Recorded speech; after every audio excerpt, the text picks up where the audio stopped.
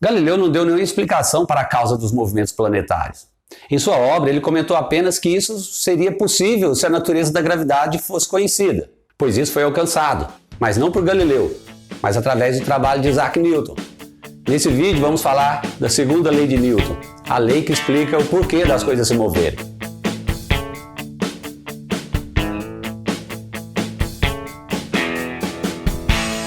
Já perdi a conta do número de pessoas que já me disse que adora física, mas que não consegue lidar com matemática. Eu acredito de fato que os conceitos físicos podem ser assimilados com pouca matemática. Para ver como, assine o canal, clica nesse botão aqui para se inscrever. Clica no sininho também para que você possa ser notificado sobre os novos vídeos. A publicação dos Principia de Isaac Newton em 1687 foi um dos eventos mais notáveis da ciência. Essa obra sintetiza milhares de anos de esforços para se compreender o sistema de mundo, bem como os princípios da força e do movimento. Embora a física dos Principia tenha sido alterada, aprimorada e desafiada desde sua publicação, ainda resolvemos a maioria dos problemas da mecânica celeste e da física dos corpos rígidos, procedendo basicamente como Newton fez cerca de 330 anos atrás. São os princípios newtonianos da mecânica celeste que guiam, por exemplo, os modernos satélites artificiais e os ônibus espaciais.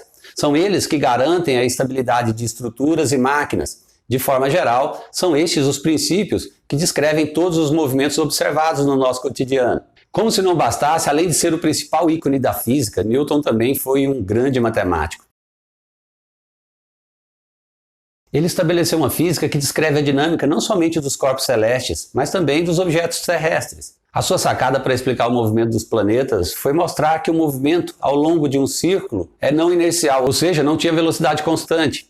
Portanto, para que ele ocorra, uma força é necessária. E para lidar com isso, ele estabeleceu a sua segunda lei. Essa lei diz que a mudança de movimento de um corpo é proporcional à força impressa e ocorre na direção da linha reta ao longo da qual essa força é impressa. Do ponto de vista didático, essa é a primeira vez que o conceito de força aparece no estudo de ciências. É a segunda lei de Newton que estabelece o conceito de força. E em sua homenagem, a unidade de força é o Newton. Observe que se um corpo estiver em movimento uniforme, em linha reta, uma força perpendicular à direção do movimento não afeta o movimento que ele tem para frente. Vimos isso para o movimento de um projétil.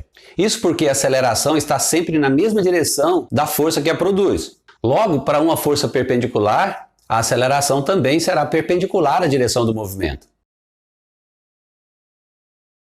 E de acordo com a segunda lei de Newton, a razão, força, aceleração é uma constante. Essa constante específica é uma medida para a resistência de um objeto à aceleração. Ou seja, é uma medida da tendência desse objeto permanecer como ele está, ou em repouso ou em movimento retilíneo. Essa constante de proporcionalidade é a inércia do corpo.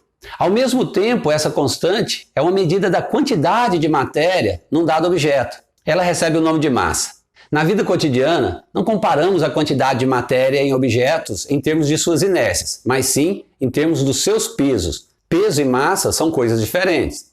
A massa é uma medida da inércia de um corpo, como eu disse, a quantidade de matéria que ele possui, a resistência que o corpo impõe ao movimento. Já o peso, por sua vez, é a força com a qual o peso é puxado pela ação gravitacional da Terra. Fica claro que a massa de um objeto é a mesma em qualquer lugar do universo que o objeto esteja, mas seu peso varia de acordo com a gravidade local. A física newtoniana deixa claro por que, em qualquer lugar da Terra, dois pesos diferentes no vácuo caem ao mesmo tempo. Isso é porque a razão F sobre A sempre se manterá qualquer que seja a massa. A lei da inércia diz que o movimento uniforme em linha reta é o movimento natural de um corpo. Se isso for verdade, deve ser verdade também para os planetas. Mas como sabemos, os planetas não se movem em linha reta, mas sim em elipses. Newton concluiu que o movimento dos planetas é então composto de dois movimentos diferentes. Um inercial, ao longo de uma linha reta, em velocidade constante, e outro sempre numa linha perpendicular, ao longo da linha que une o planeta ao Sol. Já discutimos esse assunto no vídeo que fala sobre o movimento de projéteis. Embora os planetas não se movam em linha reta, eles representam o melhor exemplo de movimento inercial observável no universo. Se não fosse por essa componente do movimento, a força de atração gravitacional aplicada sobre a Terra ia atrair o planeta em direção ao Sol até que ele viesse a se colapsar com o próprio Sol. Aqui cabe uma observação. É comum ouvir argumentos sugerindo que a primeira lei de Newton seja um mero caso particular da segunda lei. Bastaria considerarmos aceleração igual a zero e teríamos um movimento retilíneo uniforme. Mas esse pensamento é equivocado, uma vez que o maior tributo da lei da inércia é justamente definir os sistemas de referência inerciais, para os quais a aplicabilidade da segunda lei é garantida. Veremos mais sobre isso adiante, quando falaremos das limitações da mecânica clássica. A aplicação da segunda lei de Newton em problemas práticos e de engenharia são fundamentais para o desenvolvimento tecnológico. O seu poder descritivo é imenso. Uma vez conhecido o estado inicial de um corpo, ou seja, a sua posição e a sua velocidade iniciais, em função do tempo, é possível determinar, a palavra determinar é importante, é possível determinar onde ele esteve no tempo passado e também onde ele estará no tempo futuro.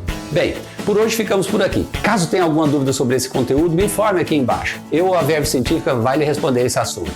E clique aqui no botão no meio da tela para entrar nessa comunidade. E tenha a Verve Científica. Abraço e até a próxima.